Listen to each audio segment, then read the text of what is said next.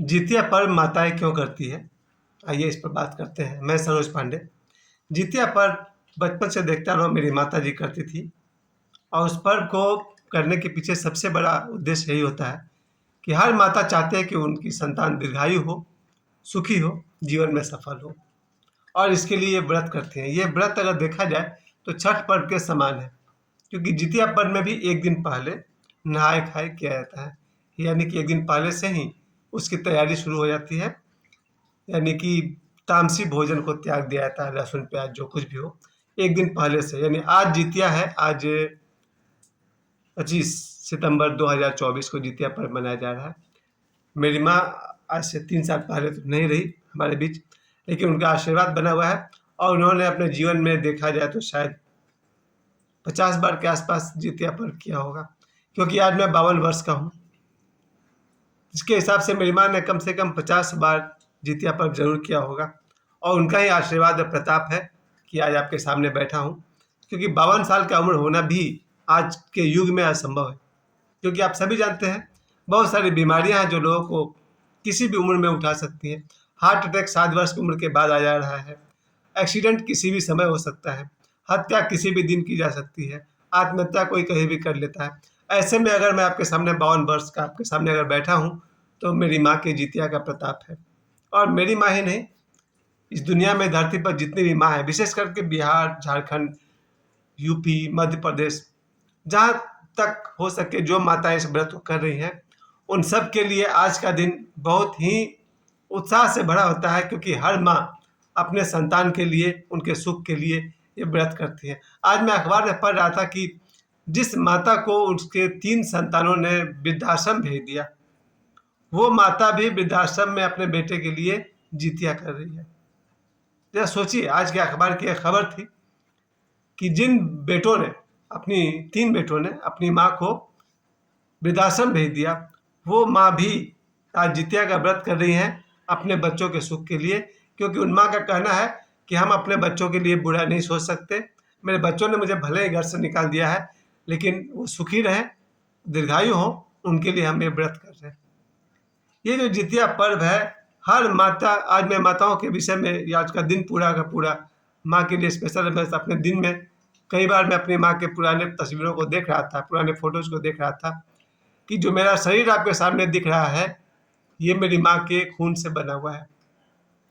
कोई भी इंसान अपने माँ के खून, हड्डी, मांस, मज्जा से बना हुआ है।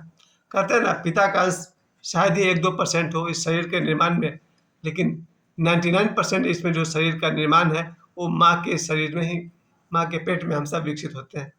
ये और बात है कि पिताजी कमा कमा करके हम लोग को बड़ा करते हैं, लेकिन आज का दिन तो फादर से स्पेशल नहीं, मदर से स्पेशल है। तो सभी माताओं के लिए मेरा कुछ संदेश है और सभी बच्चों के लिए मेरा कुछ संदेश है। माताओं के लिए तो पहला संदेश यही है कि माँ को कुछ भी समझाने की जरूरत नहीं है। इनबिल्ट प्रोग्राम है उनके भीतर, भगवान ने ये बना करके भेजा है कि पशुओं के भी जो माँ होती है, चाहे कुत्ता, बिल्ली, गाय, उन सब में भी भरपूर ममता होती है अपने बच्चों के लिए। हम लोग डिस्कवरी चैनल देखते रहते हैं या कोई भी वीडियो देखते हैं, चाहे वो बंदरिया हो या कोई भी जीव जंतु हो, अपने बच्चे सबको प्यारे हैं। यहाँ तक कि जो मांसाहारी जीव होते हैं, दूसरे के बच्चों को भले ही मार के खा लेते हैं, लेकिन अपने बच्चे से बहुत प्रेम करते हैं। खैर, आज तो माता जी के लिए विशेष दिन है और विशेषकर मैंने चिड़ियों को देखा है। चिड़िया किस तरह अपने बच्चे को पालती पोसती है। चिड़ियों के विषय में एक बहुत बढ़िया बात ओशो बताते हैं कि एक चिड़िया के 3 अंडे हुए और उन अंडों से जब बच्चे निकले, वो बच्चे अपने घोंसले से बाहर निकलने से डर रहे थे।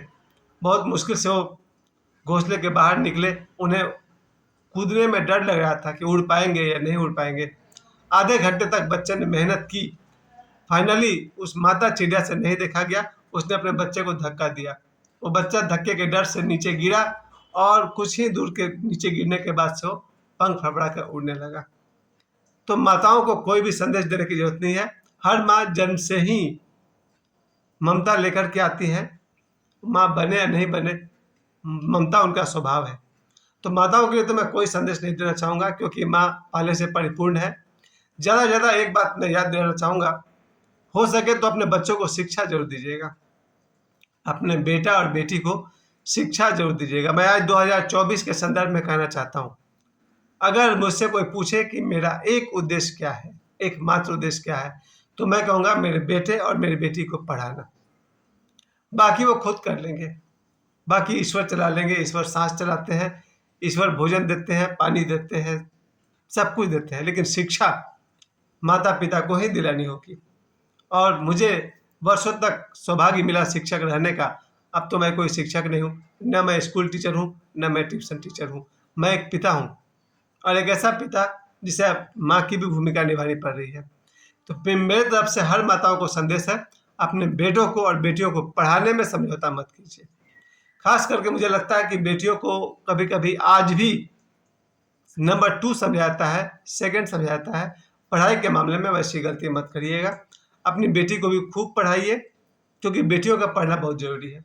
मेरे आज के वीडियो का मुख्य मकसद ये है कि जितिया पर्व के अवसर पर मैं हर माताओं से कहना चाहता हूँ, अपनी बेटी को ज़रूर पढ़ाएं। क्योंकि आज सुबह के अखबार में भी ये खबर थी कि दहेज के लिए लोगों ने अपने बहू को मार डाला। ये आज की खबर है, और मैं प्रतिदिन शायद 30 दिन में 25 दिन दहेज को लेकर के मरने मारने की खबर मैं पढ़ते रहता हूँ। इस बारे में मैं कहना चाहता हूँ, अगर माताएं ध्यान दें, अपने बच्चियों को ठीक से पढ़ाएं, तो अगर आपकी बेटी के जीवन में कभी कोई संघर्ष का दिन आया भी, तो उन्हें मोहताज नहीं होना पड़ेगा। अगर उनके पास शिक्षा है तो अपने पैरों पर खड़ी हो सकती है, अपना ध्यान रख सकती है, अपने माता पिता का ध्यान रख सकती है, समाज के कई अनाथों का ध्यान रख सकती है, और वो भी सैकड़ों बेटियों का विवाह करवा सकती है। तो ये मेरे माताओं के लिए संदेश है, अपने बेटियों को शिक्षा जरूर दिलवाइएगा। और मैं अपनी तरफ से कहना चाहता हूँ, पूरी दुनिया को छोड़ सकता हूँ, लेकिन मैं अपनी बेटी को पढ़ाना नहीं छोड़ सकता हूँ। मेरी बेटी मेरे लिए सब कुछ है। तो माताओं को मेरा ये संदेश है आज, कि हर माता अपनी बेटी को जरूर शिक्षित करे, ताकि उनके जीवन में कभी कोई विषम परिस्थिति आए तो वो अपने पैरों पर खड़ा होकर के अपना देखभाल कर सके, अपने माता पिता का देखभाल कर सके, और अपना जीवन बहुत ही सुंदर चला सके। शिक्षा जरूरी है। और अपने बेटों के बारे में कहना चाहूँगा हर माताओं से, अगर दुनिया में, देश में कहीं बलात्कार हो रहा है या हत्याएं हो रही है, ये कौन बेटे कर रहे हैं? ये भी किन्हीं माँ के बेटे कर रहे हैं। थोड़ी सी मेरी बात अगर कड़वी लगे तो क्षमा करेंगे आप लोग। पूरी दुनिया में जो बलात्कार हो रहे हैं और हत्याएं हो रही है, वो कौन कर रहा है? वो भी किसी माँ का बेटा ही कर रहा है।